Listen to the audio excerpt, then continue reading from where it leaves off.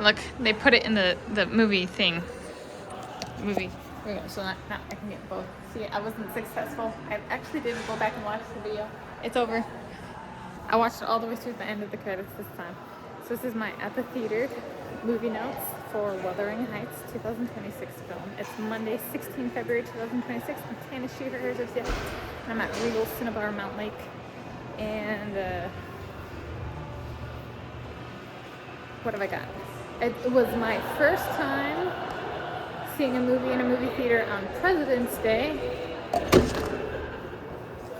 I'll add Solo to that. First time seeing a movie in a movie theater on President's Day. Solo. It's free. Nope, there we go. There it is. Wait.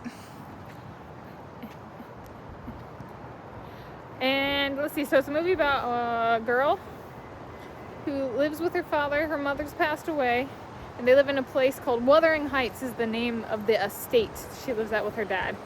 And she has about the same age as her, a servant girl, and they have maids, and it's a fairly decent estate.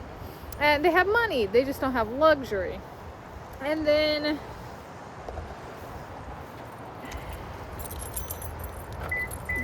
a boy comes in off the street, and she names him Heathcliff after her dead brother.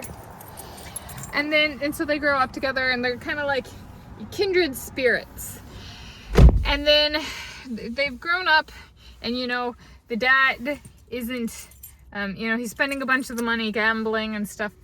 And so they get neighboring estate, Mr. Linton and his lot, and they're money with luxury. And so she pursues him and gets him. But she's having, I guess, kind of like trying to take the perspective instead of kind of like the Tanis approach, being like, so from the author's perspective, it's kind of like the main character, Catherine, really needs external validation for what she does.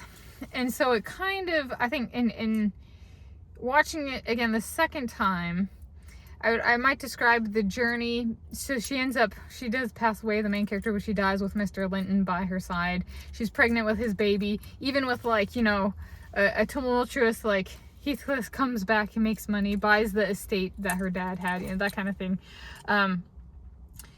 Is there when he passes away and is there for her. It's kind of, I would almost say it was like the author was going through the process of trying to figure out, what if you have a really good male friend? And so the author, the book this is based on, came out in 1847, British classic literature. And I was like, it might be kind of a story of what if you have a really good male friend and you're kind of struggling with being a woman and falling in love and kind of knowing what that is.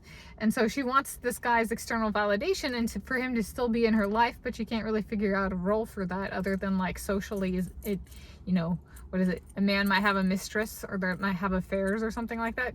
So she can kind of figures that out, but not really figures that out. Is she in love with him? But he was her brother, but he's not her brother. And how does she keep him in his life? But does she actually want to? No, she'll die with the other guy. But it's back and forth to the end, all the way to the end where she chooses Mr. Linton in the end, and it feels really weak, right? But it's the strongest statement she can make is that at that moment she chooses to die with Mr. Linton by her side.